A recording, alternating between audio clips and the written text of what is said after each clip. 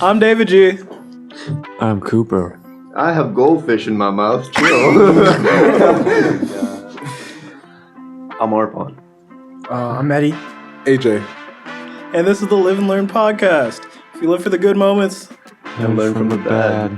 you're in the right place. This is the Live and Learn podcast. All right. Okay. So today we have with us some very special guests. One of my best friend's little brother, Eddie, and his friend, AJ, are here to talk to us about app development, business, and perhaps some finance and investments. Oh, yeah. And anything else around that, I suppose. But yeah, do you guys want to tell us a little bit about yourselves? Let you start Yeah, off. how did you guys meet?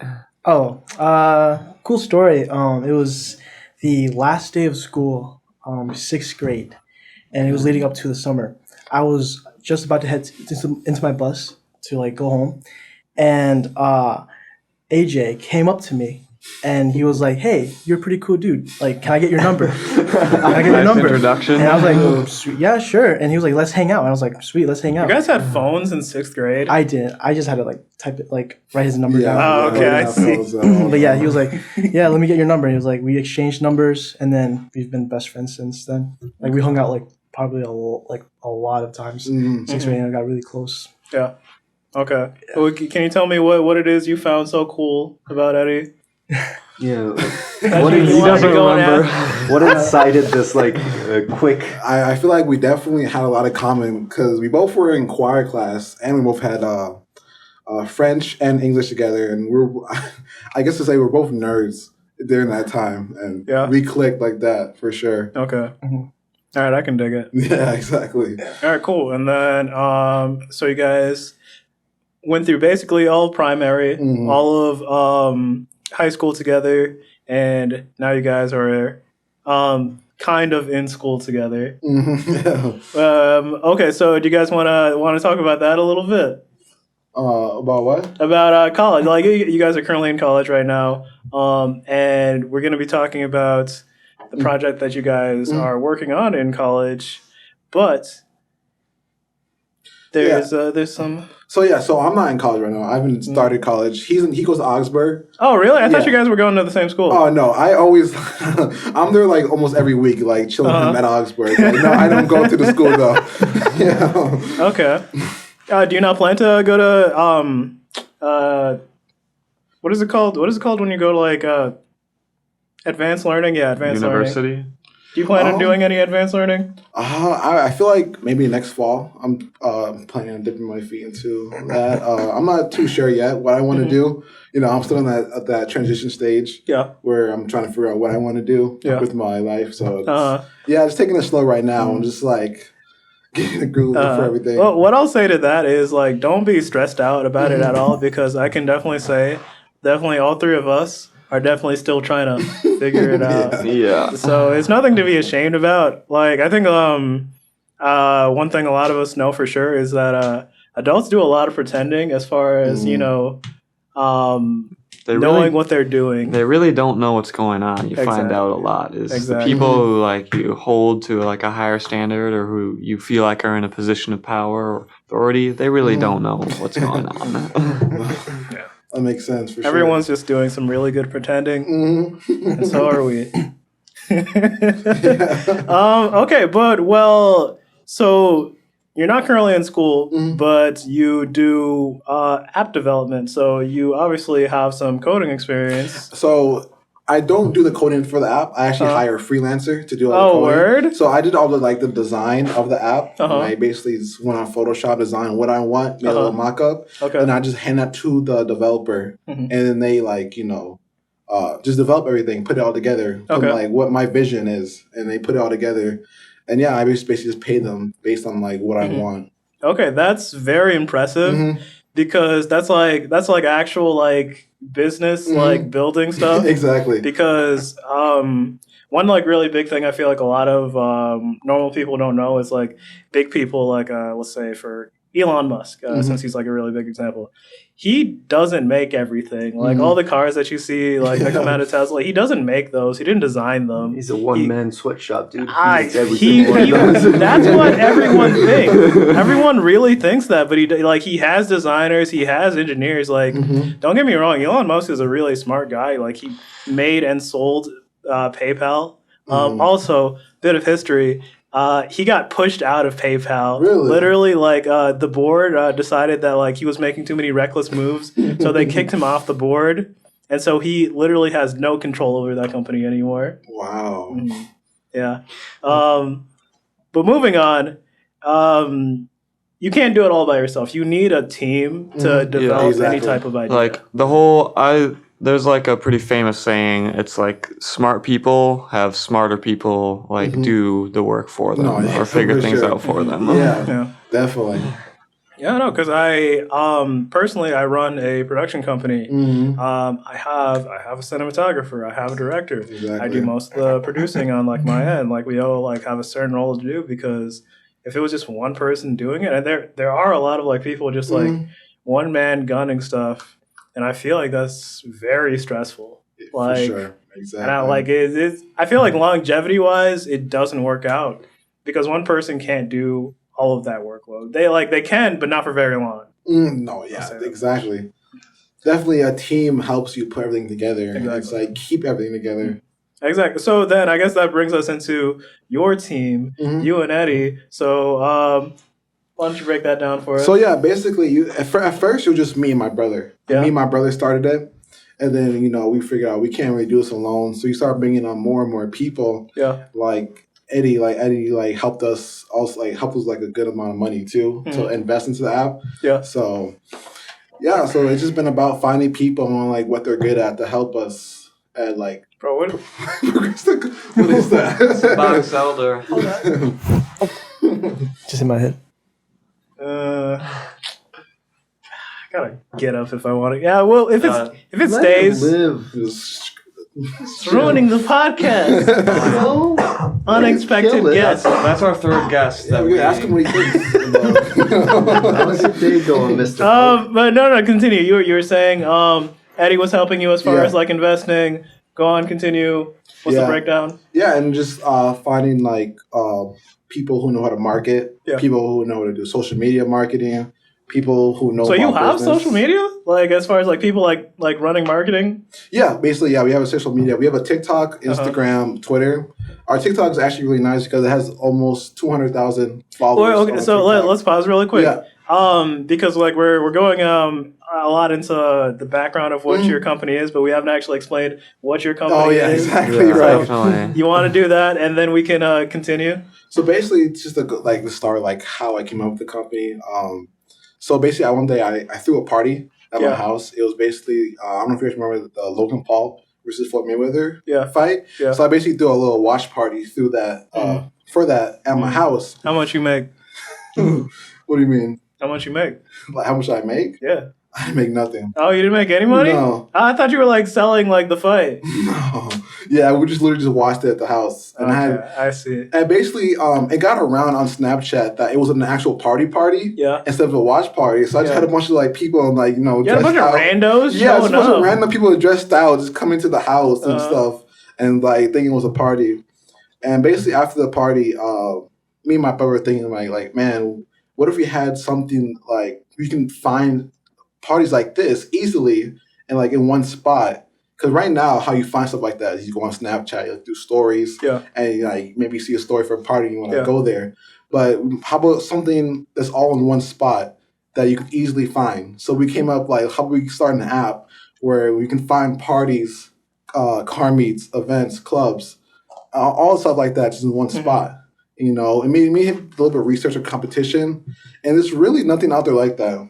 We have stuff like Eventbrite, but Eventbrite is like older people, more like structured events, like jazz clubs and stuff. So we decided to make it more orientated to people like our age, around like 17 to 23. Yeah, and so right away we got on the computer, start making mock-ups and like drawings of what we want. and we started finding someone to make our vision alive. And we found someone, I don't know, have you guys heard of Fiverr? Yeah, of course. Yeah, so we use Fiverr to have people like, basically a team from India, like a whole agency, like develop the app for us. Yeah. Paid them a few thousand, and and that's where we are today. It took about 3 months of development, and then we got the product. Sweet. Yeah, I think that's a really cool concept that you came up with, because I feel like there really isn't something for like our like age group of like just like young people in the range you said, because I feel like when we were in school, the only way for us like to find a big party to go to is if you were attached to like one of those party Snapchats, or if you were like part of a frat or sorority. But like big stuff. I feel like frat stuff is like really whatever. Parties was pretty big. Yeah, but that was a Snapchat group. Yeah. And like they would just like throw stuff out like occasionally, like. But that was like. Then there was that goddamn car salesman, dude. I hated that kid. I hate that dude too. He stole money from me. You really? Yeah, he stole money from me. How? I hate that dude. How? Illegal. Anyway, sidetracked. But there's like not really a good way to like go out and like have parties and like do random stuff, and it's that's like what are like after like 18 like 20s, like that's really what it's all about. That's the whole thing about business is you find a problem, you solve that problem, and you sell it. Of course, it's like you got to find your niche. Exactly. So I'm excited that we started this, and we dropped the app about a month ago, and we have about 5,000 downloads. Just all in the Minneapolis area. Basically, our plan right now is just to get it all around Minneapolis. So basically, if you live in Minneapolis, you know about the app. Yeah. And we basically want to do that first, and after that, start branching out to more and more states. And of course, it's like all about why am I forgetting the word? Like, what's the word for like staging? Like building over time. What is the word for it? Staging? No. It's a different word. I can't remember what the word is. If I remember later, I'll say. But anyways,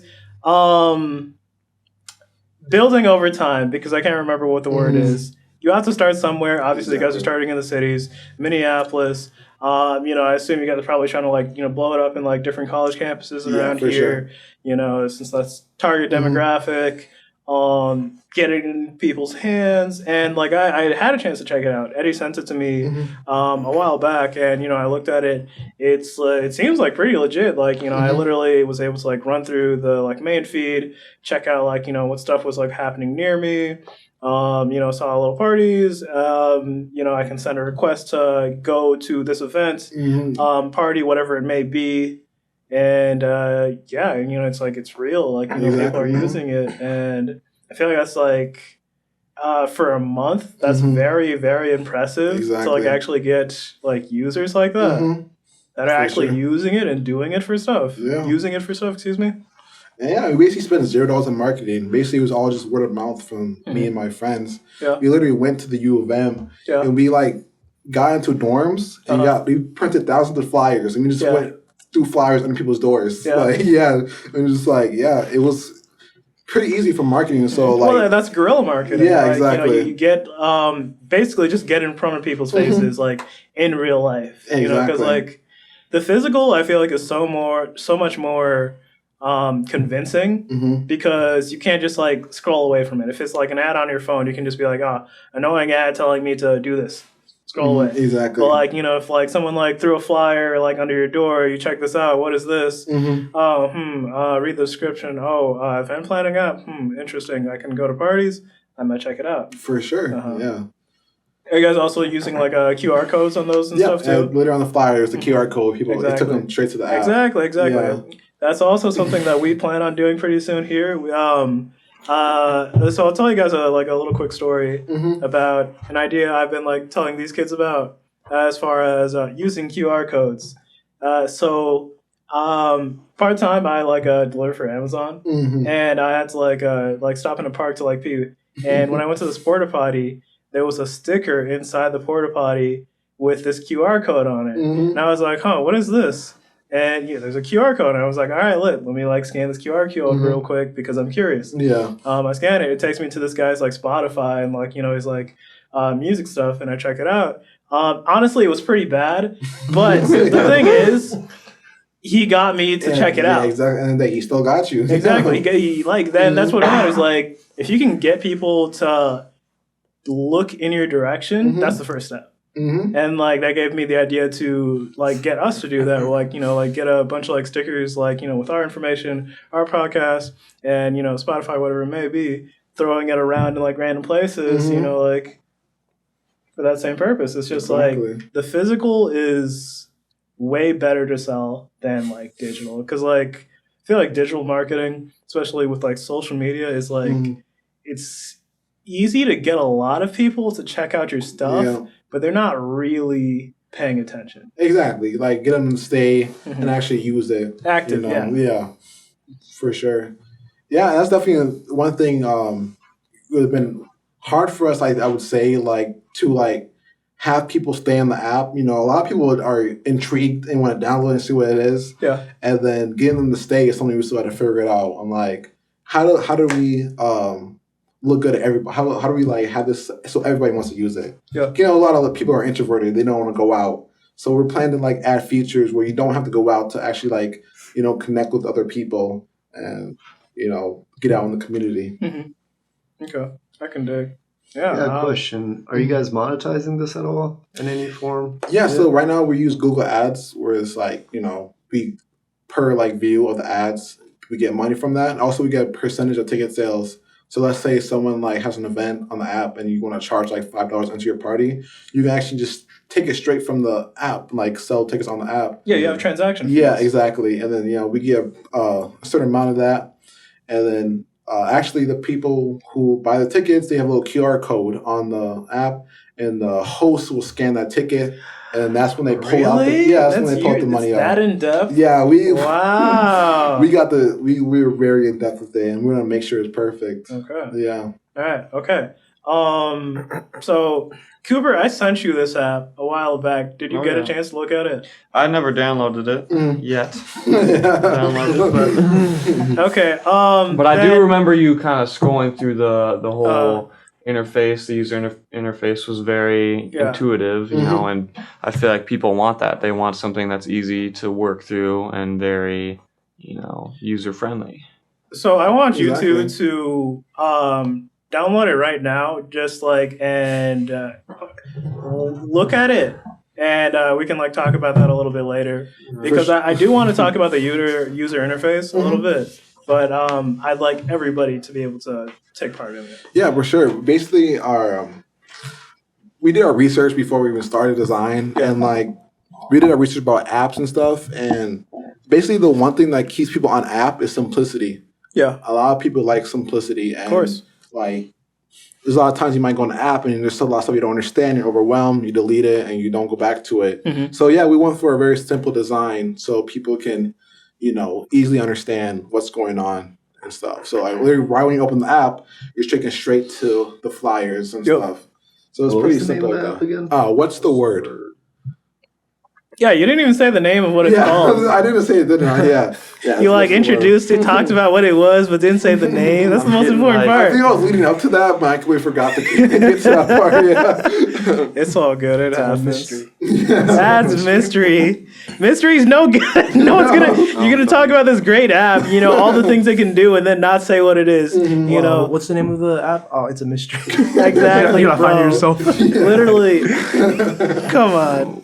Come on, OG. You guys find it? Yeah. I keep getting words with friends type things. Words with friends.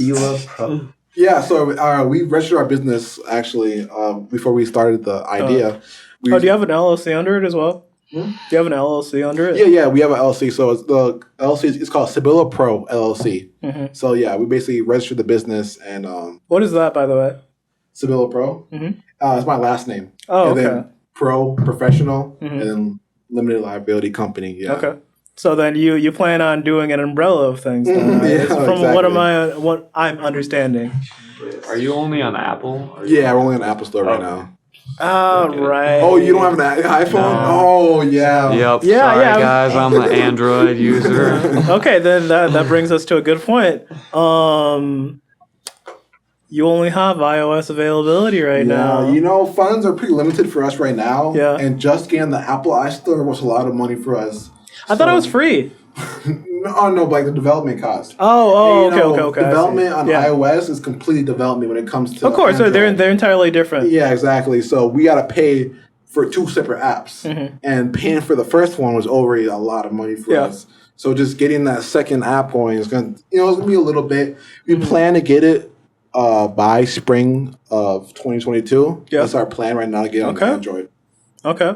So are you planning to just like use app revenue to pay for the Android version? Yeah, for sure. Yeah. Okay. Right now, I'll be honest, we're running kind of dry on like money because Google Ads pays like pennies. 1,000 people can look at an ad and you only pay like $1. So right now we're running pretty dry. Me and my brother, we're just trying to reach out to a lot of investors and like people who like know about business to basically help us get off the ground. Yeah, we basically apply. Actually, one of Hugh's friend or Eddie's friends, my roommate. His roommate Nate. His dad is a lawyer, right? Which knows another guy that like he's a businessman, a pretty wealthy businessman. Yeah. And actually, we've been getting in contact with him, and he's been helping us a lot with like business and like helping us find investors. So like sometime next week, we actually have a meeting with like these Twin City investors. It basically helped a lot of minorities, like startups. So yeah, basically having a meeting with them, we're gonna pitch them our idea, and hopefully we get like funding for the app. Yeah. Really? Wow. So that again, I reiterate, that's very, very impressive to have already a pitch meeting after like not even a year of development. Exactly. All right, excuse me, a year of like being active. Yeah. So you guys are definitely moving very fast. Yeah, things are moving very fast, and we're definitely excited. Were you prepared for this? No, definitely not. It's like, what did you think was going to happen?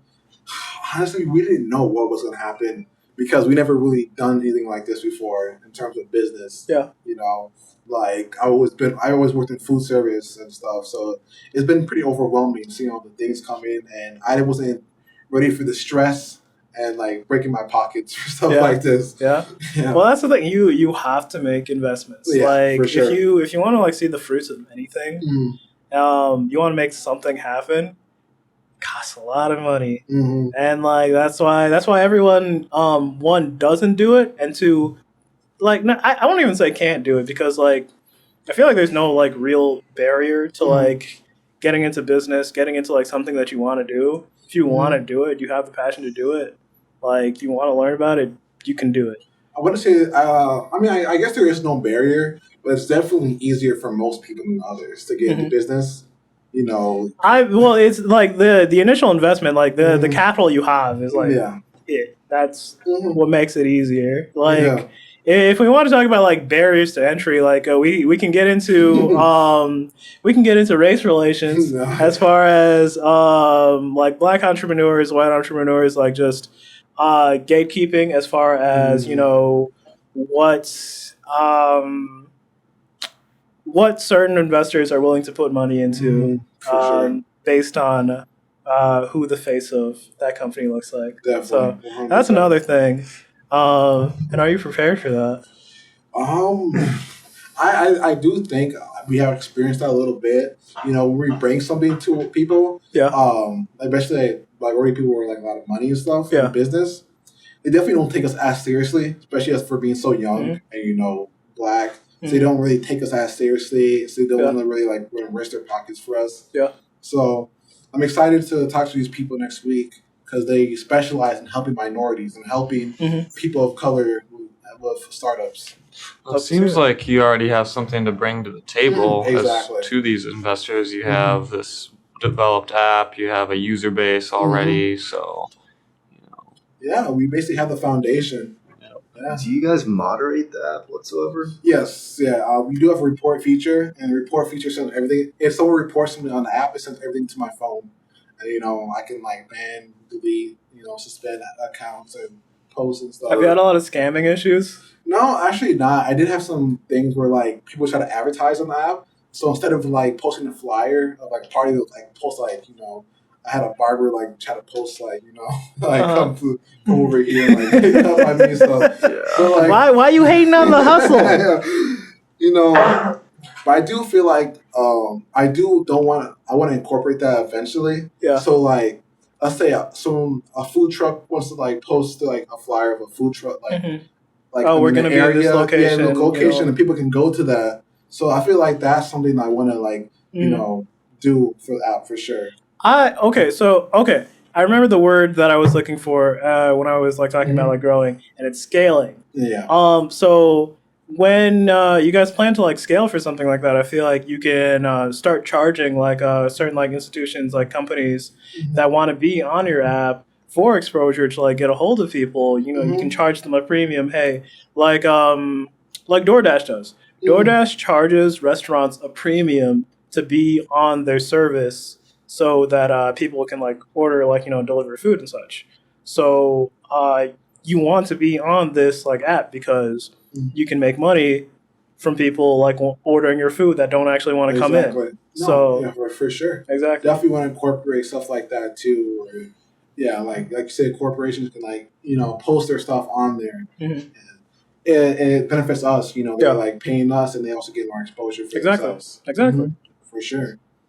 So yeah, no, I see a lots of potential growth here, Thank you. As far as like being young, the thing is like, Cooper, I think you have like a decent bit to say on this. Is business and like successful business is very like gatekeepery as far as you're only allowed to be like successful if you're like a part of like this group of like old white men, to like put it very simply. Sure. And so if you're like some like young person like trying to like do something, and like they don't take you seriously because oh, you're like this kid, oh, you got this idea, oh my god, and they want you to play by their rules. Like if you're going into the game, exactly. I feel like you gotta work around that, or like work within that lane that those gatekeepers are providing you. Exactly. And yeah, it's always been a barrier for us to like get past that and like have people actually take us seriously. Yeah, for sure. Well, let's talk about who did believe in you as far as like the beginning as wanting to start this idea. I know like you said a lot of your investments like come from Eddie over here. Yeah. Obviously he saw something in you to like, help with app development. Like who are the people in your corner that's like said, hey, you should do this. This is a good idea. Definitely just people like I know and like were like I had on like social media. For example, like I remember having the idea, and then people just coming to me just saying, "Hey, take my money. I want to invest in you," and it's been awesome. It made me like very happy to see other people believe in me and believe what I had to do. Yeah. Like, even his sister came to me and was like, "Hey, I'm gonna give you $1,000. I believe in you. I don't expect anything back. Just take the money." And it actually helped a lot, and it really made me happy seeing all these people just like put so much faith in me and stuff. Yeah, for sure. Awesome. I love to hear it. Yeah, exactly. That's like. How about on the opposite? Who are some of your doubters, haters, or who was trying to convince you to follow another path? Yeah, I know a lot of people did like try to bring me down, and like people told me it's not a good idea. People are not going to use it. I remember people sliding on my story and saying like this is terrible and stuff. But I just don't want that kind of stuff like that discourage me. Yeah. And so it's actually like a long story with so basically Eddie also helped me get another guy on the team. Basically he went to school with them. He's like a businessman, and a lot of stuff happened. Business. Oh, is this the dude who you said pretended to be a millionaire and then like went to like whatever school and said like, hey, these are some posers? Yeah. Yeah. So basically, this guy, he came to us saying like he used to have a company. He sold for like $3 million. And we basically brought him onto the team. He was on part of our team for so long. And then me and my brother, we just started seeing holes in the story about like his business and like what he's done. Yeah. And, like apparently he's rich and stuff. And we basically just did research and stuff about him, and it was all a lie. And then we came to him and was like, yeah, man, we basically just don't see. We were super professional about it. It was like, well, how do you catch him in the lie? So it was just one day. he basically asked them, "Hey, can you write this business email for us?" And then the email was just terrible. Like it seemed like a fourth grader wrote it, and then it was like, "There's no way this guy knows business." But pause real quick. How old is this guy? He's 18. He's 18. Yeah, and had a business that sold for $3 million. Yeah, that's what he told it. And the thing is, we believed it. Did you look into it? Yeah, we believed it at first because we looked up his name. There's a whole article about it, right? But then after we saw the email, we started to do research about it. We saw the article for what it really was, and then basically it's a website where you can pay to put your own article up there. And yeah, that's what we figured out. This guy's a phony, and he basically made up the whole story. Yeah. And we came to him was like, "Hey man, we just don't see us work with you no more. We're very professional about it." And then he had all his like friends just go on the App Store and download it. And now, if you can see on the App Store, it's like a bunch of like 1-star reviews and like people like saying that app is bad. Yeah. Because like he's very immature and just couldn't handle like us not working with him no more. Like, okay, so how does he even have the influence to begin with to even like convince a bunch of people to do that? Because he's part of the football team. Yeah, and like popular kid. Yeah, so people had his back and stuff. Even though everything he said was lies, they all believed it.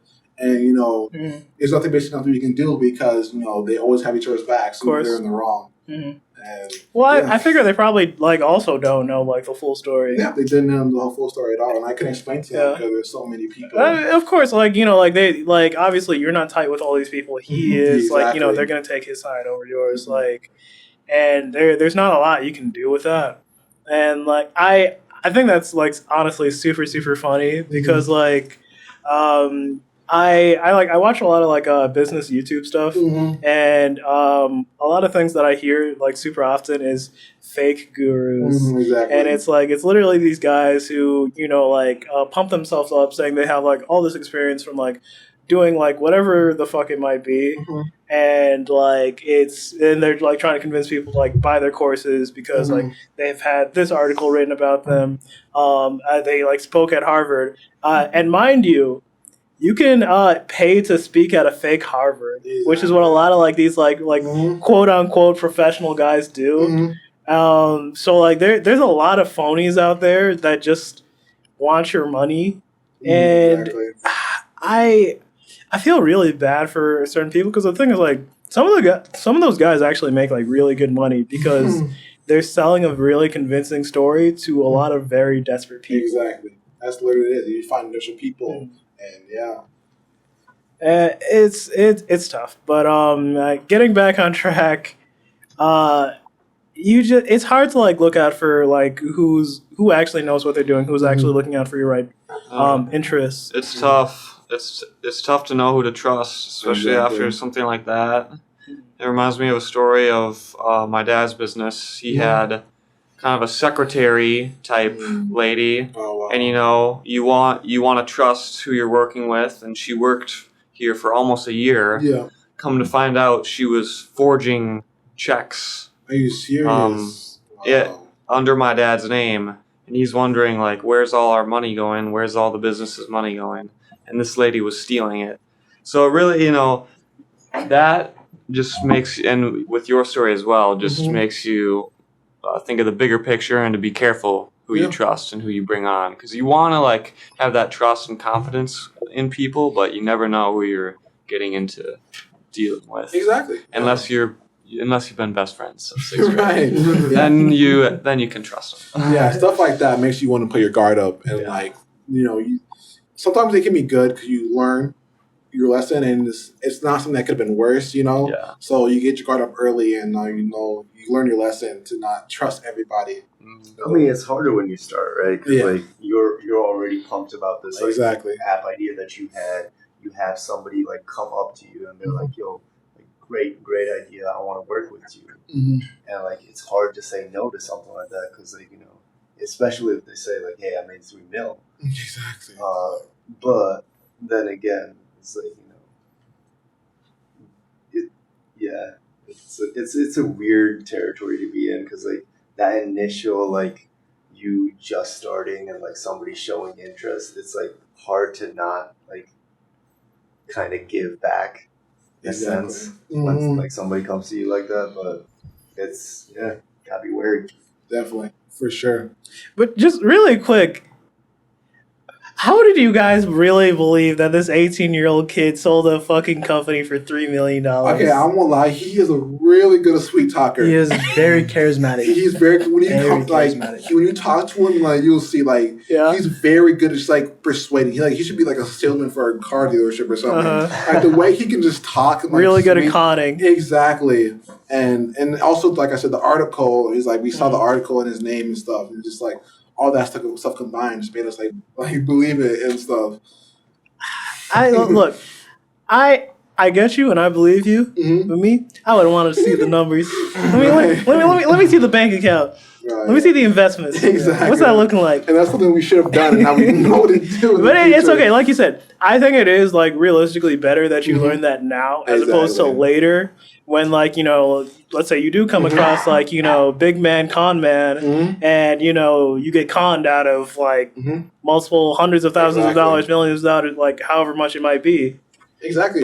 And we were so glad to catch it early because we were about to sign the contract, so giving him 30% of the company. And we're so happy to catch that early. We caught it just in time to not give the percentage of the company, man. Oh, we got lucky. Yeesh, dude, that would have been so... Because then that's a legal battle. Yeah, right there. Exactly. Oh, my God. Like Mark Zuckerberg stuff on Facebook. Jesus, dude. I'm really glad that I didn't have to deal with that. Exactly. Oh. That's probably why he was so pissed. Yeah, exactly. He was so close on conning us, but we caught it just in time. Oh, sounds good. Well, like, for future reference, like you said, you're building the team. Eventually, you're going to have lawyers on your team or just, like just people... watching your like money and your investments and like your assets and everything. So that'll come later. You guys learned your lesson, and you're better for it. Yeah, and not to trust any of Hugh's friends. Damn, you gonna take that? I'll take that. Yeah, I told him like, man, my bad, man. Like, I should have like not. He sweet talked to me, man. Like he kept talking. Like, I was like, oh yeah, keep talking. Keep talking. Your life is very interesting, man. I was like, oh, $3 million? Okay, yeah, I believe you. Can I ask what the company was? What did he do? Or what did he? I think it was called. You don't want to say that. You don't want to say that on the air, but like it was a company where basically you know, like streaming boxes where you can like watch movies on them. So basically, it was like a bootleg. He was selling bootleg bootleg boxes. Bootleg streaming boxes. Oh my God! And you sold the company? You guys should have known damn well. That's already a scam. No, we didn't do the research at first of what the company actually was. You know, you're telling me this man had a legal company. And he somehow sold said illegal company for $3 million. No, but what he told us was he manufactured it, and he manufactured all the boxes. That's what he told us at first. But then realized he was just like going on like AliExpress and just drop shipping them, and it was all BS. Oh man. Okay. We won't bully you anymore because like look, I get it. Like honestly, like trust me, I've like made my like mistakes and everything. So I can't almost judge. bought that mic yesterday. Yeah. Like $95, $400 mic for $95. Exactly. Look, some things are simply just too good to be true. Exactly. Just like that, you know. Yes. Like Cooper was saying, so there's a specific microphone that I plan on buying pretty soon. It's like leading industry like brand microphone called the Shure SM7B. This is a microphone that like Michael Jackson used to record Thriller. That like multiple like platinum ring records recorded on this microphone. Like very good microphone. And I was like thinking about it, and I like typed in Google, checked it out, saw this ad, like, and it said like the like Shure like is like the brand, and it like had the name on it. The website looked legit. I was looking at it like, whoa, this is really. It was like the microphone is $400, and I like saw it. Oh, they're doing a discount. This must be like Black Friday deal, and it was like $95. I was like a little sketched out. And then he calls me up. He's like, dude, we gotta get you gotta get one too. Yeah. You gotta share the blessings with the homies, of course. And I was just as jazzed too. I'm like, oh hell yeah, $400 mic. And like And the thing is, like, I was sketched out with it, and the thing is, like, I did like nearly go through with it. Yeah. Like, they had a option for like PayPal, and like I like tried to pay with PayPal, but like my PayPal like kept saying like like payment unavailable, and I like tried it twice, and I was like suspect, because like I didn't want to buy with my like actual card because I couldn't like get the money back. Exactly. So like when that didn't work, I started doing my research and I looked around. I was like, and then like I checked out like Sure's actual website, and it said like they don't sell anything under like a secondary retailer as far as like a factory factory resale or like refurbished stuff. So they don't do that, and that was like the nail in the coffin for me. My dreams of buying a microphone for like 80% off. Do you think they would have sent you like some BS mic or just took your money and ran? Probably took my money and ran. Honestly, like they probably send you like a fake tracking number. Yeah, exactly. It's still in shipping. It's still coming. It's been in China for 4 years. I've been trying customer service and it just won't go. Yeah, but hey, this is why you have your security net as far as like little steps that you do to like make sure. That's why I didn't want to. PayPal did save me. You owe PayPal one for sure. Nah, bro, fuck PayPal because like PayPal tried to steal money from me one time. Oh wow. Had to like I literally had to like fight them over the phone for like a week to get my money back. They do that. They do be locking your account. Which money transfer app has not screwed you over? I don't know, cause like look, like I used to use like Venmo just like everybody else, but then like my Venmo account got hacked for like $1,000 and like I like went and called like Venmo like and because Venmo is attached to PayPal, PayPal owns that, so it's all PayPal. Anyways, call them, yell at them. It is, bro. And yelled at them. They got my money back, and now I refuse to ever touch that app again. Yeah, I will never go back. Fuck you, Venmo. Yeah, apps like Venmo, Cash App, they're not like actual banking apps, so you can basically like get away with a lot. They can get away with a lot and stuff like that. Yeah. So for me, I don't step away from Apple Pay or Zelle. Yeah, those are the main things. Well, because like Zelle's like an actual like institution app as far as like it's connected to like banks. Like I think it's actually made by banks, so like exactly. Legit. So Zelle is pretty much legit. Or yeah, hit me up on my wallet, bro. Dogecoin only. Fuck out of here, bro. Dogecoin is done, bro. It's all Dogecoin to the moon. Every single episode, I'm gonna say that. It's done. It's gonna happen. I think it's done for sure. I think it's. Was that 2 cents right now? Yeah, I think so. Oh, it's at 20. Is that 20 cents? Yeah, 20. Oh my god. What was the peak? 78-ish. 78 cents? Yeah, 70. nearly half. Yeah. Dude, I just keep it because I'm like, people are stupid. You're playing yourself. Will spike.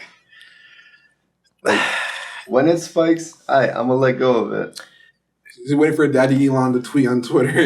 Honestly. That's the thing. Like, I want to call you a fucking moron, but you're not wrong because like the internet is full of fucking morons that will like fucking pump something up like because they're hyped about someone saying something stupid. Like for instance, Elon fucking Musk and his fucking market manipulation when he said that his company was no longer accepting Bitcoin and that he didn't think it was a good investment anymore, and then the fucking price dropped like I think it was 15,000. Yeah, well, I'm not complaining. Oh yeah, he took advantage of that. I'm not gonna lie.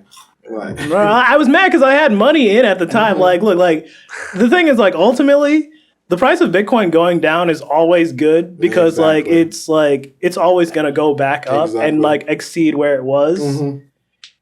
But I was just mad. I was mad. Yeah. I was so mad. Everyone was mad at Elon for that. Bro, honestly, market manipulation, bro. He knows what he's doing too. He definitely does. I know he knows what he's doing. Yeah. Like, for instance, did you guys hear about when he mentioned he had people were saying like, oh, hey, you need to pay your taxes because this and this. His beef with Bernie Sanders. Yeah. And then like he called their bluff. and said, all right, bet, I will pay my taxes. But the thing is, he's not really paying his taxes because he's like, oh, yeah, I actually am not a capitalist. It's because he had Tesla stock that was about to, it was about to start growing, the tax on it was about to increase. So he was going to be paying more on it. It was a stock that he bought, I believe, in 2011 or 2013. Right. And if he didn't sell it, he would have gotten taxed on it more later. So the reason why he's saying okay, I'll sell my stocks and pay taxes is because he's going to be paying more taxes later. So it's the point is fucking moot. Exactly. I love the fact that he brings the community together. This man really was like, "Hey, should I sell 10% of my I saw share?" that, And Twitter voted yes, I will.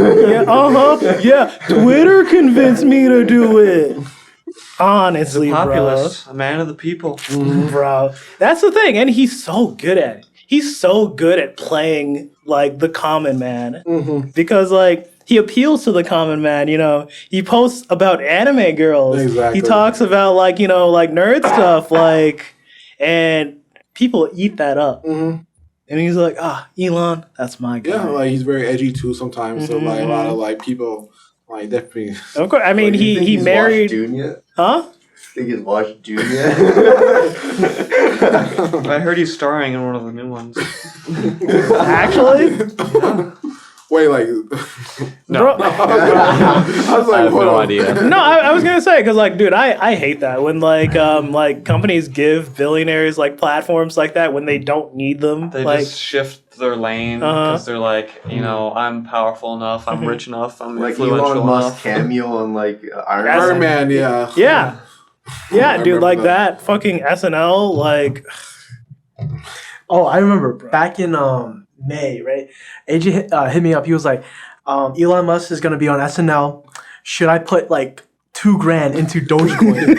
And then right as soon as we were discussing about for a few hours, right? Yeah. And then he lived, and then it dropped 30%. Yeah. And so I'm so glad I didn't do it. I didn't. He called me. I was like, thank God I did not invest into Dogecoin. Because he mentioned it, but he mentioned it in a joke. And as soon as he mentioned that joke, it just plummeted. Yeah. Hey, it's all context at the end of the day. If you're saying it positively, negatively, exactly. That's market manipulation, which is a federal crime, mind you. But these billionaires never going to jail for it. The laws don't apply to billionaires. I mean, the thing is, it's not really market manipulation. Well, okay. When he's saying jokes and stuff, no, it's not. But when he made that tweet about what? About Bitcoin, that was manipulation. I mean, you can always say that was just informing the public that, hey, we're not accepting Bitcoin anymore. But he also said we don't think it it's not as valuable as we initially thought it was. Yeah. Knowing the amount of influence he had, I feel there wasn't a need for a public announcement for that. He could have just made the change. Mm-hmm.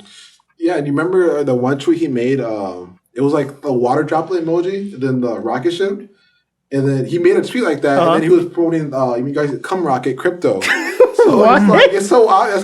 You can't say it's not market manipulation when it literally is. Because legally you have to say, if you're going to promote a crypto, that you're in it. You're in it. Mm-hmm. And later he tweeted that, and then Come Rocket went to billions market cap. So that's so whack. That's so whack. I hate that so much. Mm-hmm. Nah, dude, crypto just needs to be regulated by the SEC. Mm-hmm. That's the. It needs to be regulated, like stocks is, it needs to be regulated much harder. Because no one can just mint a stock. Mm-hmm. Anybody, you can go research for 50 minutes and mint a coin. Yeah. Oh yeah, for sure. Yeah, altcoins are the craze right now, and also the current scam to do. Yeah. Squid Game.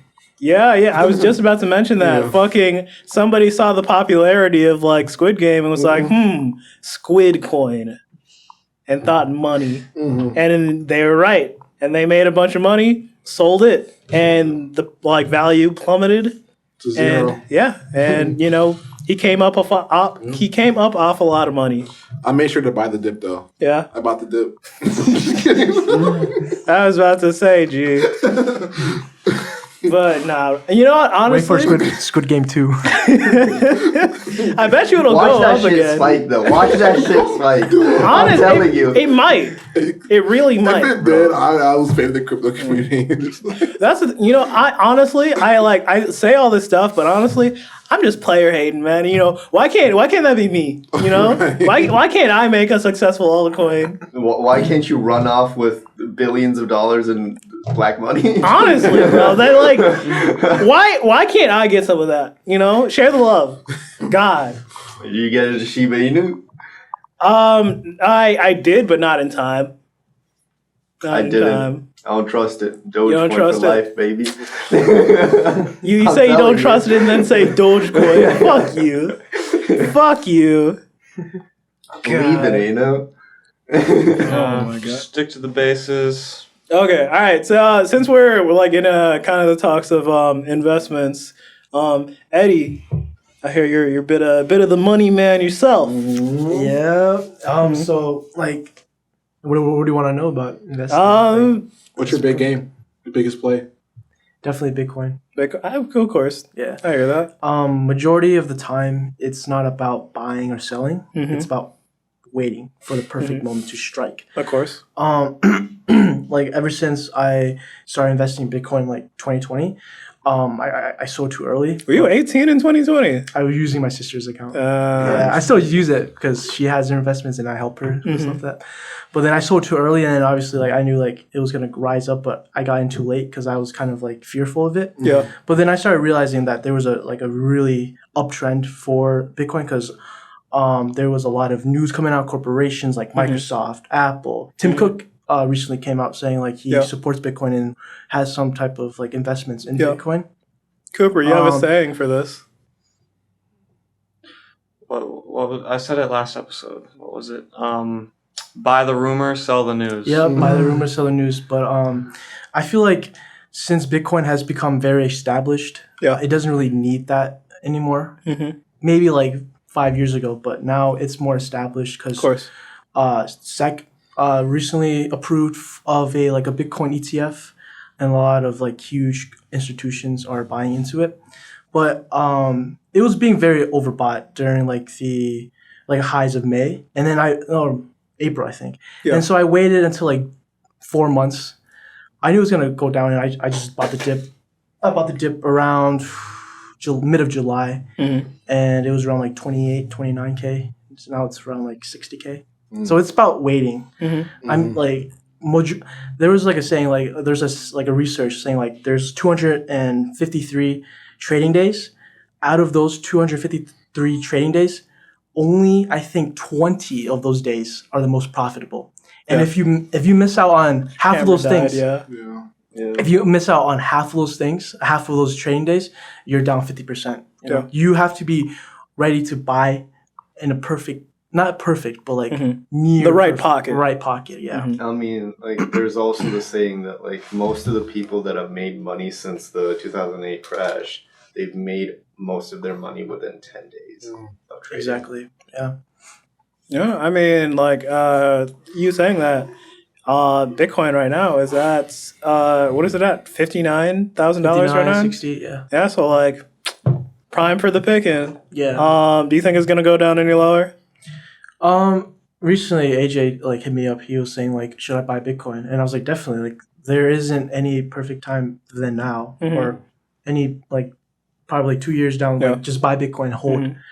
I mean, it literally went down $12,000, so it's gonna go back up and go higher. So, but right now there's a support level for it around like 57, 58, and resistance is like 60, 69 because that was like the all-time high. But can you explain that for people who might not know? Yeah, so support is when like their support is, like I said, 59. Like it's just technical, right? Where there's like certain certain index for when Bitcoin is being overbought and being oversold, if that makes sense. Yeah.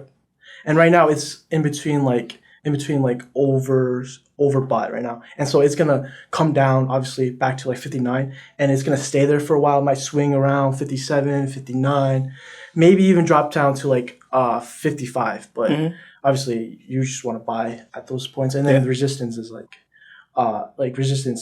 is like 69 or 67, the all-time high. Yeah. Okay, so obviously you've taken a very good advantage of the ups and downs of Bitcoin. Had a pretty decent come up. What else are you getting into? Metaverse. Metaverse, really? Metaverse, really? Yep. Okay. I think it's really funny you mentioned that because I'll bring it up later. Anyways, continue. Why? Because Metaverse is going to be connected, very well established with blockchain, and blockchain is where you really. Yeah. How are they? You can buy and sell ETFs. Yeah. NFTs and stuff on blockchain. That's like the majority of it because Ethereum is on blockchain. Yeah. And Metaverse, Metaverse is basically going to be like interconnected with that like technology. Yeah, there's no way that man made Metaverse without thinking of siphoning money off of it. Everything is online. So think money, like online money, online cryptocurrencies. And so that it's going to be like a huge investment if people buy it in early. Okay. I'll have to check it out then. Okay. You can buy it right now. No. Well, you can buy like cryptocurrency, like Metaverse cryptocurrencies. Are they not official? There are some like official, but like I mean, it's just right now, like he said, like it's buy into the rumor and sell the news. That's what it is right now, because like obviously it's not established. Yeah. But you could definitely buy.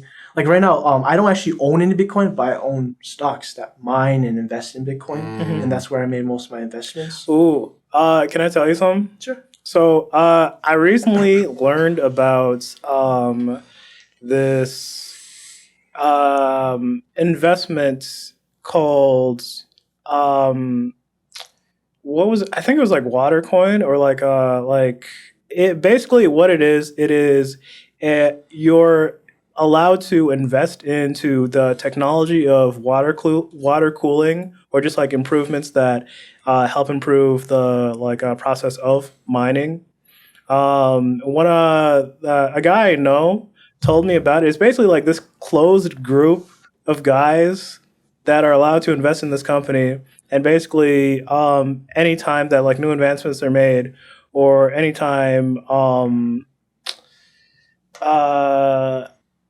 I think it's just solely off of like advancements. You make money, so there's not really any way to like make a net loss because it's always improving.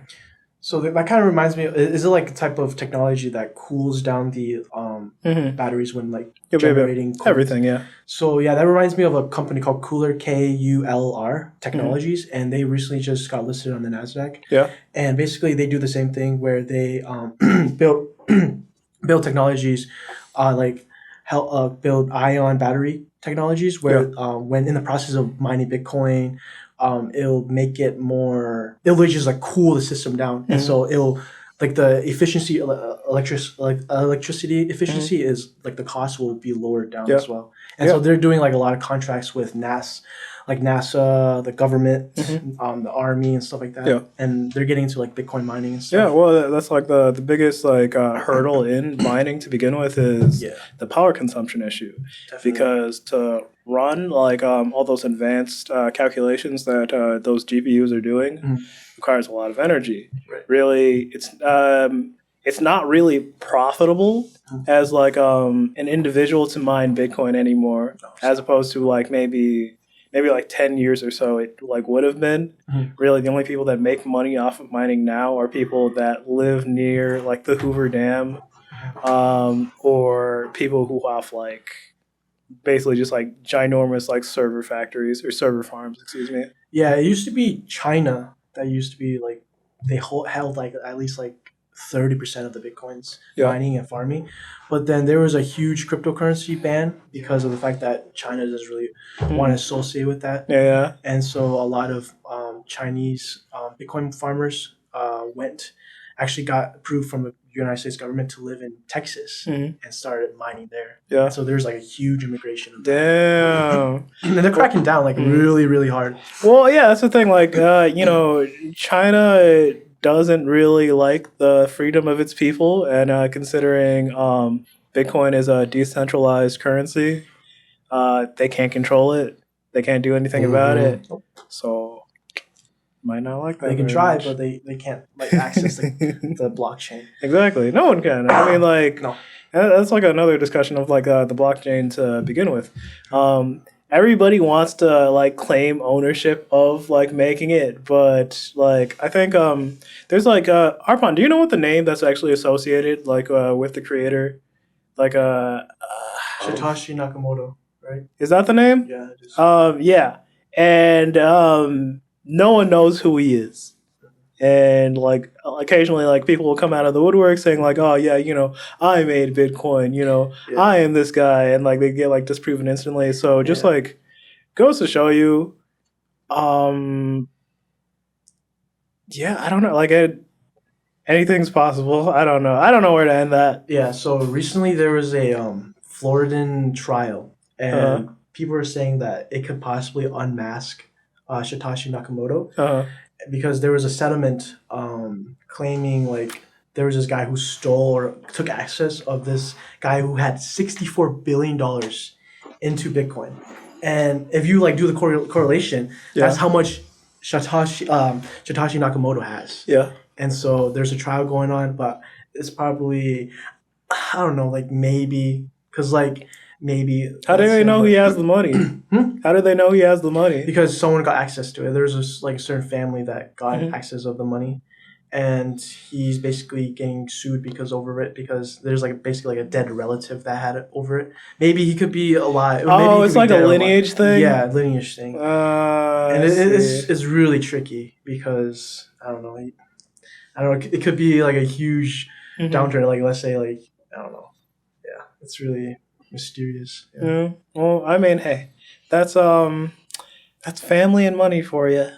I'm just imagining like the Bitcoin phantom out there, the guy who like set everything into motion, and now everyone's just crazy about Bitcoin. Because like if this guy could get unmasked, this guy could be possibly like be the smartest man to have ever lived. Like to create like such a huge technology where no centralized or no government, no intelligence agency can hack into it.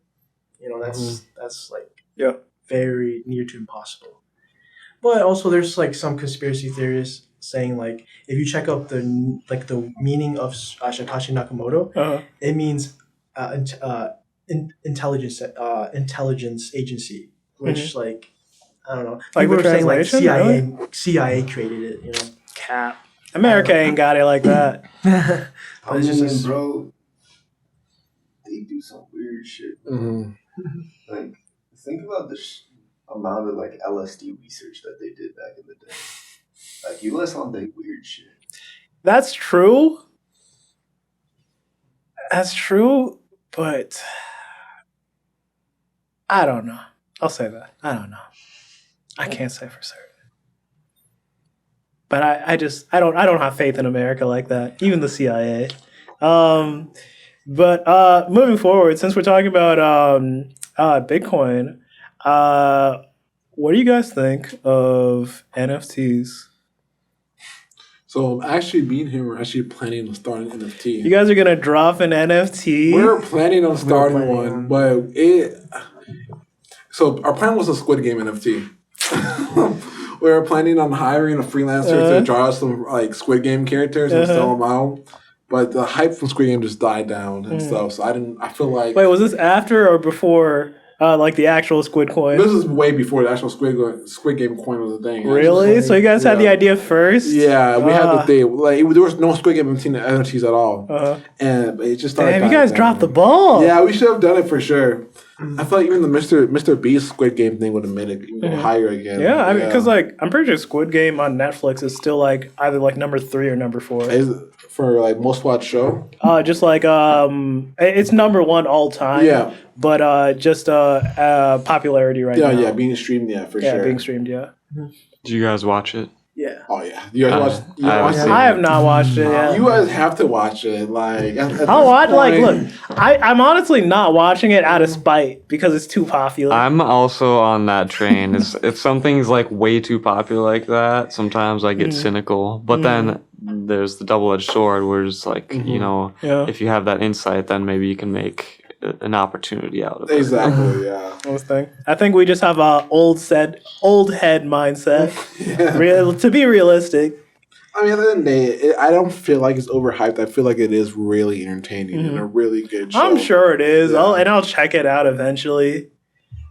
And there's a lot of politics that go into it too. Yeah. Yeah, like stuff that's going on in South Korea and stuff. So there's a lot of politics that you gotta understand. Okay. You guys watch Mr. Beast at all? I like check him out on occasion, but I don't like watch him consistently. Oh yeah, yeah. So he's doing like his own Squid Game, which is.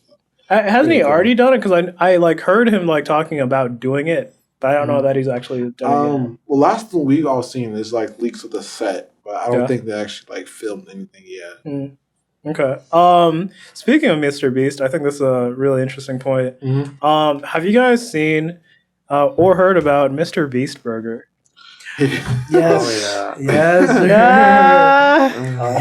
You want to tell them about the story about Mr. Beast? Yeah. So I'm a Mr. Beast fan. But I'm not like the crazy ones like that would actually like want to buy his sweatshirts and like get onto it and like I'm trying to win or hold my hand on something. I'm not that. Dog, I'd play the game. Oh yeah, I'd play one of those games, bro. Fucking $10+ million on the table. To do what? To literally like keep. It could be anything. Stay in a circle for like the longest. Like hold a button on a phone for the longest. Like whatever. Like it's really stupid challenges for multi-million dollars.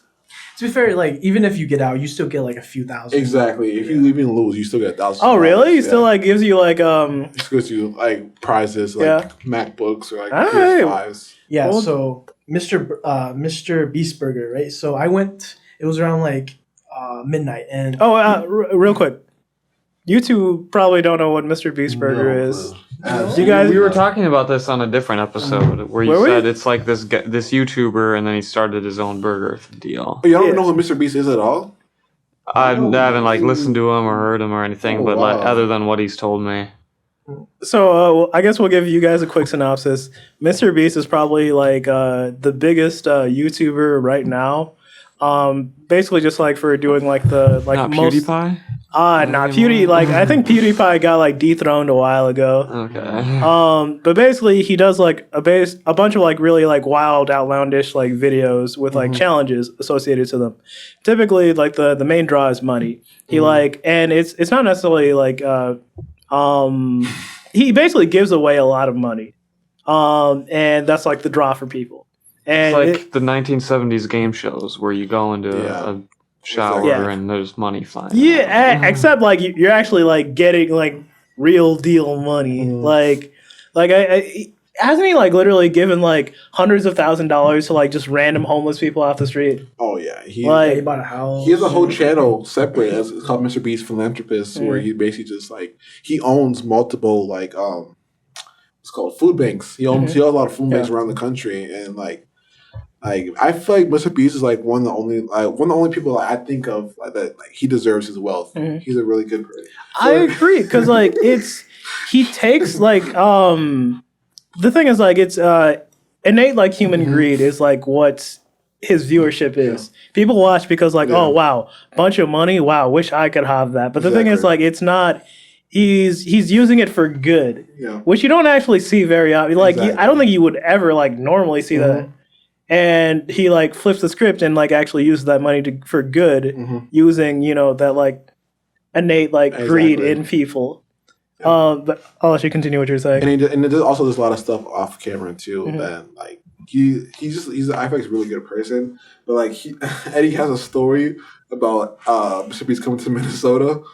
Did you meet Mr. Beast? I did not, but so it was me, my roommate, and like a group of my friends, right? It was like midnight, and it was like the middle of August, and so we went to eat at Perkins, and it was at the one in I think Plymouth or no, Golden Valley. Yeah, and one of the waiters. You should explain that Mr. Beast Burger doesn't actually have a restaurant. They use they use ghost kitchens where like Denny's, Perkins, stuff like that. They'll make Mr. Beast food. Yeah. So and then they use like DoorDash. Yeah, to deliver. So for more context, Mr. Beast Burger, I think I already told you a little bit, like you said, but for Arpon, is an only online restaurant. You can only order it off of like apps such as DoorDash. Just like AJ just said, it works out of like ghost kitchens, restaurants, just like you said, Denny's, like whatever it might be, and they like cook it out of there, gets shipped out under the name of Mr. Beast Burger. Yeah. And that's how it works. Yeah.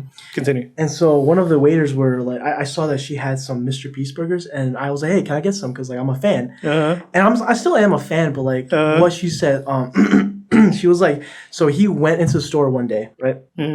And obviously they had to make the burgers, and so he basically just went in, said like, hey, what's up, guys? Like I'm making some burgers, and didn't give them any proper training, didn't give them like any like heads up.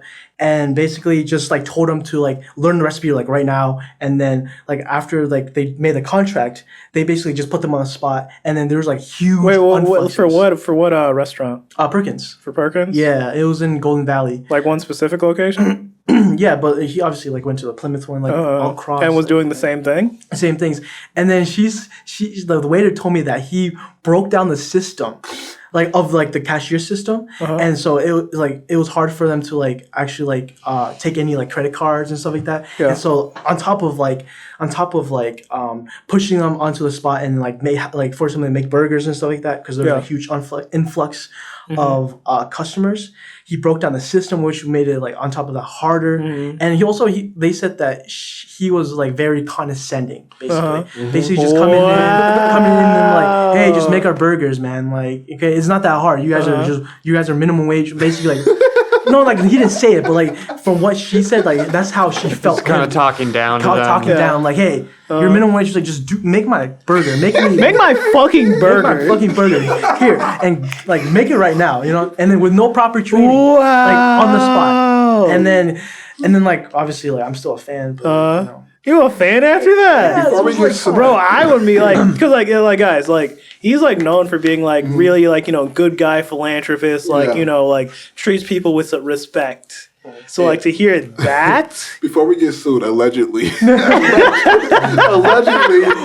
shoot! I'm not supposed to say. She told me not to say anything. I forgot about that. Bro, now this is the exclusive.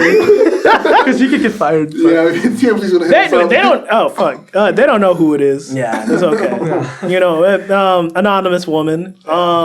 But anyways, bro, that's why. Like that honestly just shows me that he changed. He switched up. I don't know. It sounds like he's just riding the hype of his YouTube channel and really just trying to push it out as fast as possible, and he doesn't care how it happens. He just cares that it does happen. I feel like that's the thing. Like he was always like a quality man. Like I need these to be like my like videos to be like done right. Like everything has to like have a certain order. Well, there's a quality to videos and there's quality to a burger. Like that's true. Like quality can only get so good, and then because like I heard him like What you gonna do? Put gold leaf on that? Yeah, charge $100 extra.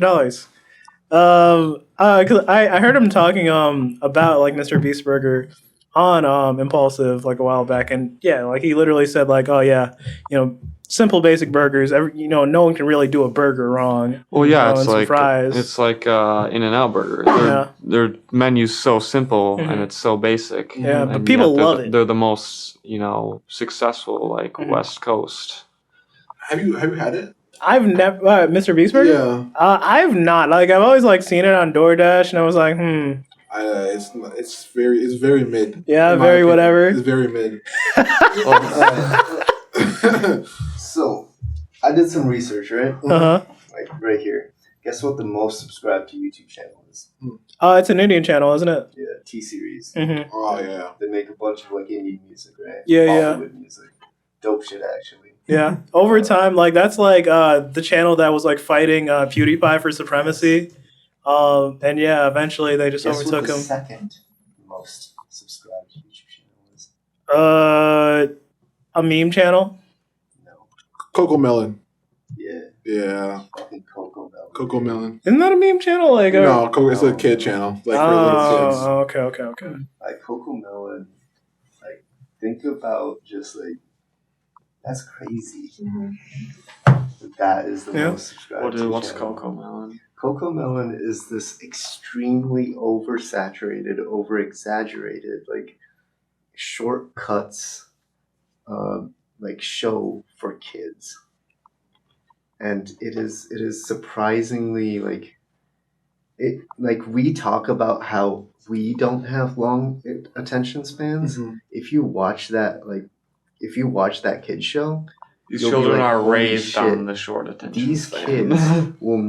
These kids will be goldfish. Yeah, it's like a lot of like nursery rhymes. Okay. Remember like Baby Shark. Baby Shark. Stop. Yes. Don't even. It's such a stimulation overload. Mm-hmm. There is a cut every 4 seconds on average. Wow. You know how you're watching a movie, like there's a cut every like minute or so, like sometimes, sometimes if it's a good movie, if it's a good movie and it's like telling a good story, it's taking its time to tell that story. It has like decently spanned out cuts because most of the movie is the silence between the action.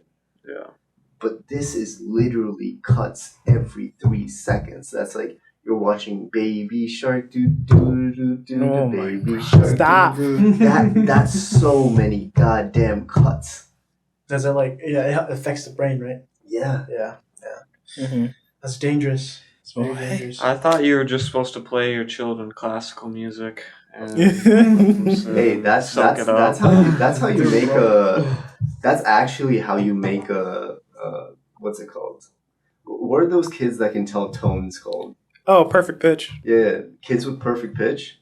You have to like around the age of like 6 months and 3 years. In that span, you have to like make them listen to very erratic music, and that kind of develops the brain to like kind of pick up on every little thing that they can I don't doubt that. Like the developmental stages are like crazy for absorbing knowledge. Yeah. Another thing on that though, as far as children YouTube channels, you guys know about like those like random like grown ass adults that like play characters for like little like kid shows, right? Yeah. Oh.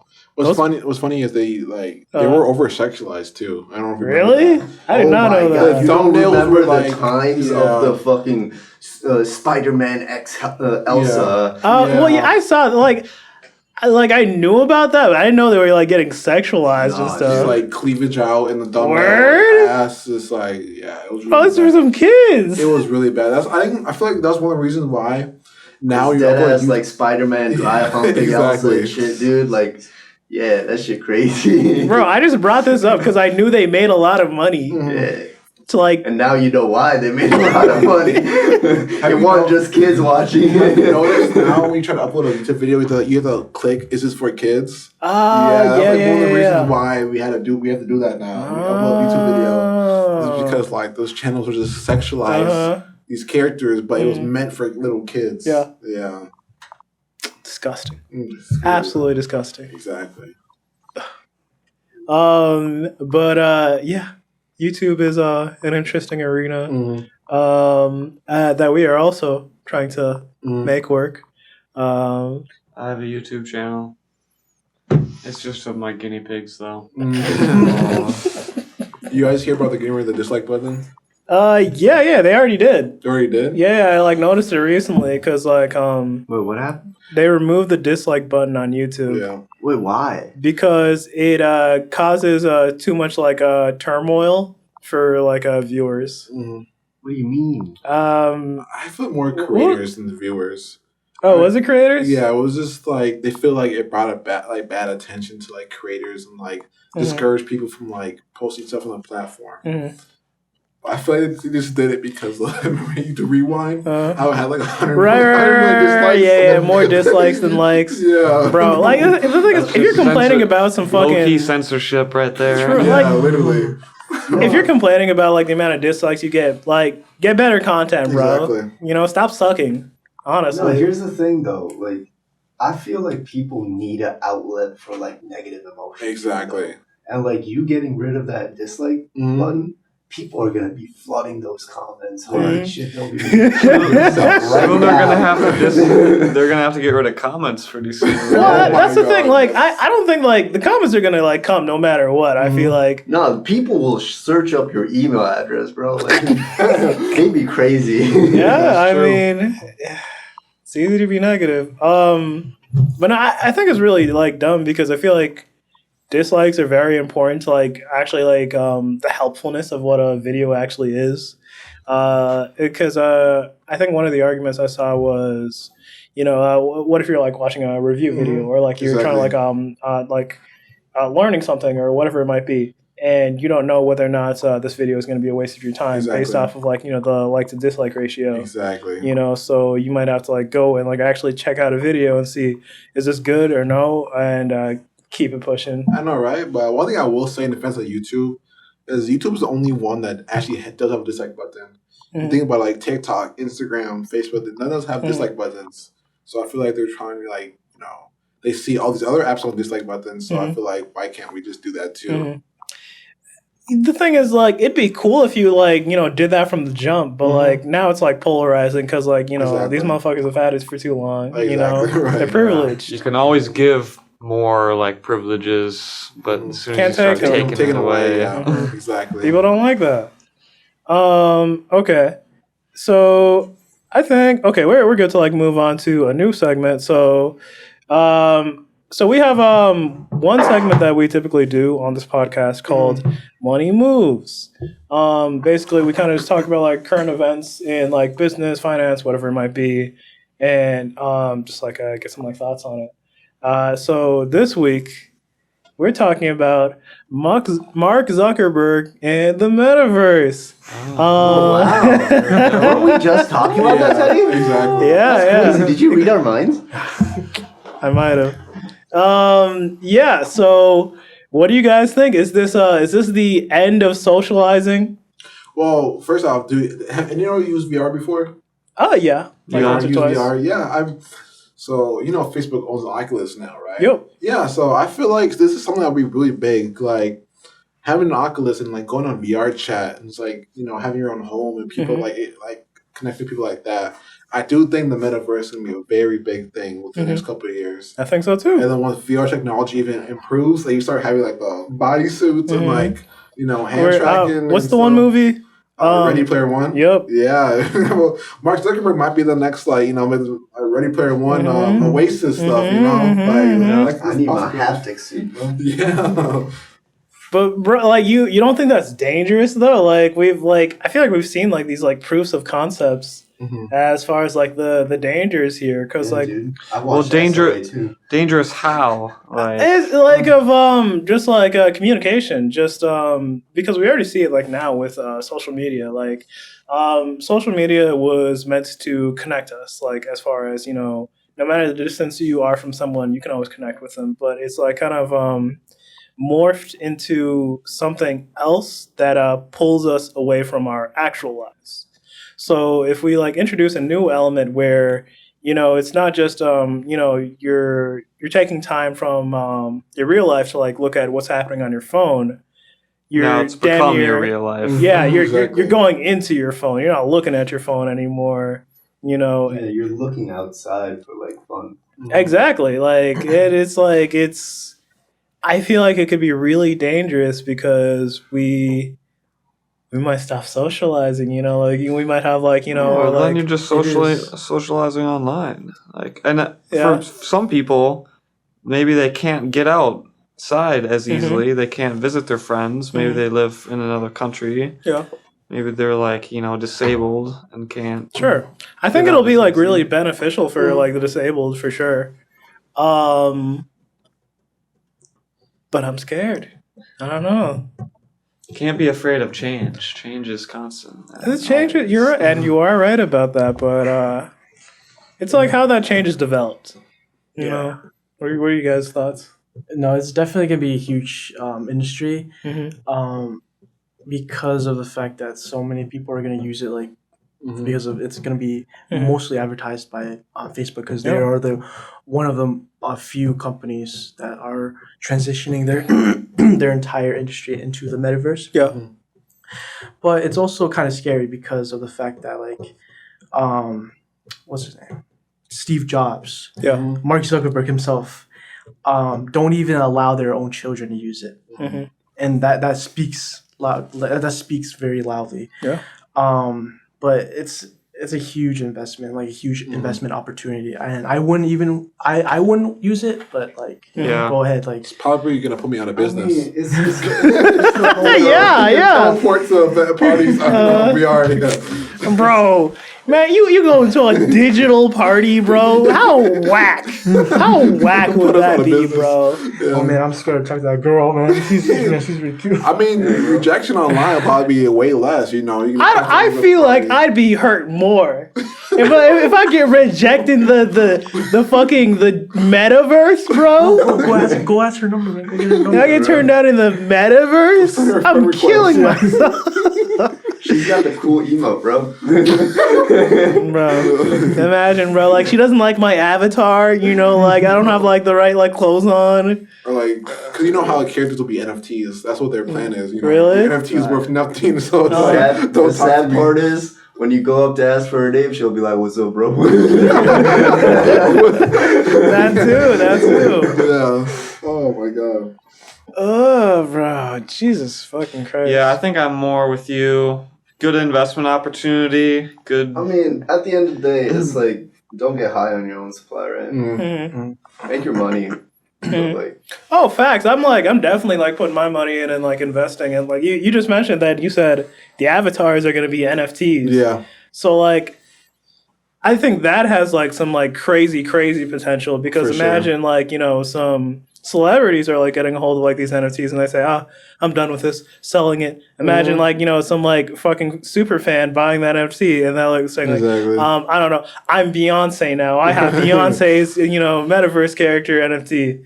You know, like that's crazy. That's some crazy stuff. There's a lot of potential with that for sure. Yeah. I don't know, dude, but like, is it gonna be a weird dystopia though?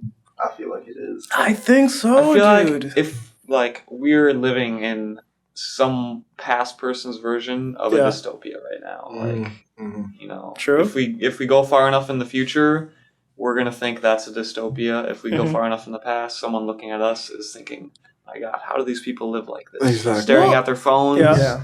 You know. Well, no, and I buy it. I definitely believe it. Like, I feel like we are definitely like more disconnected than like we've ever been with like people, because I say this all the time. We live in an attention-based economy. Whatever like garners the most attention is the thing that's going to be hot. So like people aren't paying attention to like what really matters. Like we even seen like politics a lot of the time. You know, if you know, these like big politicians can create a stir that like, you know, gets people talking over here about something that doesn't really matter, they can go and do something over here, you know, and people aren't paying attention, you know, to their dirty deeds, you know, whatever it might be. And this like applies to like anything. It's just, I feel like the main purpose has been superseded, and it's being used for evil now. I don't know. Like, and I might sound like an elderly person saying this, but it's just because I catch myself in like it all the time. Like, you know, I'll be on my phone, you know, I'll be on Instagram, you know, scrolling, and I'll keep scrolling, and like literally I'm just like looking at girls' asses. I'm like looking at like clothes, music, whatever it might be, and you know, it gives me what I want, and it keeps giving me what I want, and then I realize, 30 minutes have passed, and that's only bad. 30? Sometimes more. 30 minutes of asses? That's what you're telling us? What? How many asses are you on, bro? Yeah, there's definitely been research on it, and that scrolling is really addictive, just especially for us because our attention spans are so short these days. I mean, like that's just like that TikTok blew up. Yeah, like quick scrolling and that quick dopamine that we get is. Like, our problem was just talking about short attention spans. We're training our kids for short attention spans. The constant reward. Easy reward, and it's just like I don't know. Dude, I want to raise my kids on plain rice and classical music and dude books. Nothing. Yeah, dude, because I feel like that's the only way. Like, I don't like. I like look at like our TikTok generation right now, and I'm like, damn, I don't like those kids. Exactly. Is that bad to say? No, I wouldn't say so. What do you mean, like TikTok kids? Just like little thirst traps where people like dancing. Like anything. It's just like meaningless, like just like objective, like whatever. No, it's like living for not like whatever's around you. You're living for your clout online. Right, exactly. It's like who you are online anymore. Like your personality online is totally separate from your personality in the real life. Yeah, and there's like a bunch of people like that. Like like I think I sent you a video, right? Like of this dude in Paris. It's just like, I know why Parisians hate like everybody. And he just like shows a video of like this girl with like an entire fucking 360 set up with like the ring light and everything in front of the Eiffel Tower doing her little TikTok dance. Are you serious? Bro. I'm so glad we live in like Minneapolis and like we don't see TikTokers like that often in like the wild. Like I feel like TikToker. Bro, wild TikToker, bro. Like I feel like that's really a coast thing, like like LA, New York, like Houston maybe, but like I don't know, man. Oh, we might get that soon. I honestly think, in my opinion, I feel like Minnesota will be the next California. We're already seeing a bunch of like new people here, and like all the things that Minnesota has. I really feel it's like way too damn cold. Yeah, that is true. That is too cold. I feel like it's a lot of things Minnesota doesn't have too. No hurricanes. Exactly. But then again, if you want No. to future-proof your investments, buy some land here because global warming happening. Like we still don't have snow. We have like fires in Cali, flooding in Florida. It's like everything was come over here and stuff. I definitely agree though. Like Minnesota actually has a lot of things popping. Like and like we're actually like one of like the like most active like metropolitan cities in the country. But I think COVID has killed it. You think so? You're definitely right. We are like, it's just the fact that we are. I want to say we are too liberal of a city to do anything now that COVID has happened. Because like everybody is still so worried about it. Like Florida, damn, they don't give a fuck. Like COVID happened and they're like, holy shit, we gotta close everything for 2 months, and then everything was open again and nobody gave a shit. Well, that's the thing. Here, people are still like very conscientious of it, which is not a bad thing. It's just like COVID has really killed the city. And definitely, I feel like a lot of people around the country are just sick of mask deal. Of course, but like it kills innovation though. Like when you're restricted. But then again, it's also killing people. So like True. What the fuck kind of innovation you're gonna have without people? True. Yeah. No, you're right. And as far as the Florida thing goes, everybody knows that like Florida's just filled with demons. So do they really count? I want to go to Florida, maybe. Real people don't live in Florida. The only people in Florida are drug dealers, drug abusers, and retired people. Those are the three. And that's it. I'm going to be retired. Thanks, bro. Dude, I don't mind retiring in Florida. I'm super chill with that. Right, exactly. Hell no, dude. By the time I retire, Florida is going to be in the water. The tip. Just the tip. Tip's the most expensive part, baby. The rest of Florida is still nice. It's crazy how that property value is going up, though. Oh yeah, my parents' house like doubled. Like Minnesota land is going up a lot because we have some people coming here. The demand is so high, the supply is so low. So. Dude, I don't like it. Yeah, because like everything's more expensive. Like houses are getting more expensive, rent is getting more expensive. You just don't like it because you're not in it yet. Yeah, in fact, you're right. You're right. That's exactly why I don't like it. They're gentrifying you. Honestly, bro, fucked up, man. Fucked up. So, yeah, no, go ahead. I want to bring up the topics. I don't know if you want to still talk about it. Oh, no, go ahead. Like, what else do you have? Okay, so y'all know the situation with Kyle Rittenhouse. And yeah. No. You don't know about it? What is that? Kyle Rittenhouse?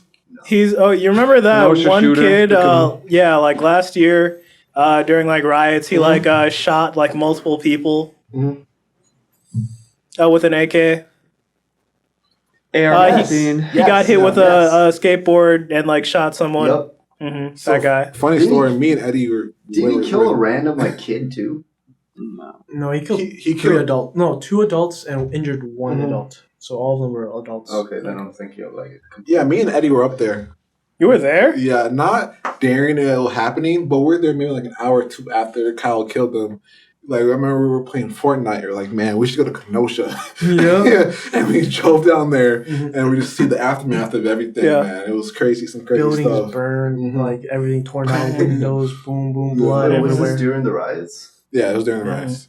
So literally, it was like, I think I'll say 4 months after, the stuff with GF, and then Jacob Blake happened, and then Kenosha. So yeah. Like, me and he went to every single riot in Minnesota and then Wisconsin. We went to Did your sister know about this? Yeah, she actually like supplied me with stuff. Like, really? Masks. Yeah, with masks and like medicine and stuff. Yeah, we basically drove there. Does your mom know about this? No, she did.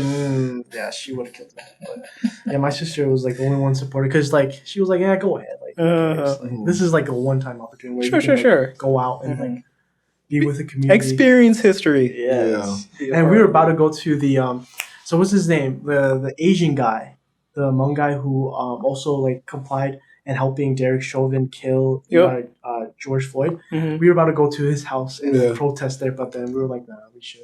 No, I remember he left and he left. Yeah, he left the house because he lived in Brooklyn Park. Oh yeah. But no, I didn't go with me, but I went to Derek Chauvin's house. Wait, what? Yeah, I went to Derek Chauvin's house. No way, really? Yeah, it was so much people out there, and it was crazy. People were just throwing water bottles and like stuff at the house. Damn, they didn't have like armed guards. They did. They did have police there, but like there's so many people and nothing really can do. Yeah. What can you do with crowd control with angry people? I don't know. I don't really like stuff like that where like you're going to someone's house because like the person's a fucking piece of shit. Right. But like their family and their kids are there, dude. Exactly. No, I get for sure. Be respectful of that shit. But they were already gone though. By the time we went there, I'm pretty sure Derek was in Florida with his family and stuff. So yeah, Derek was gone for sure. We were making like a little documentary, so we just went to everything, just documenting everything. Word. We were at the very first protest, like the day GF died. We were there, like documenting it. I think I still have a photo, but one of the protesters went to like a supermarket and then got a skin like pig face and just laid it on, and it was like a skin what? Pig. A pig head. Oh, a pig head. Like because cops and they just laid it out there. Yeah. I see. It was pretty crazy. They had like snipers on the roof, like shooting people. Not surprised. Bro. Honestly, I think the funniest things that come out of this though was the fact that Derek Chauvin was married to a beauty pageant, like a princess or whatever they're called, and she ended up leaving him after the fact, and like took like whatever fucking money he had. And I just thought that was hilarious. Yeah, now he's serving 20 years? Was he sentenced yet? He was sentenced, a while ago. So yeah, now it's Kyle Rittenhouse. It'll be interesting to see what his verdict's gonna be. For Kyle? Yeah, I feel like it's hard. He's like he was acquitted. No, on some charges, not all charges. On some of them, he was acquitted on the gun charges, so he won't get in trouble for having a gun illegally. I feel like, I don't know, I'm skeptical. I feel like he's going to be cleared on like some, if not all, his charges. Not that that's what I personally want, but it seems like he's going to be acquitted.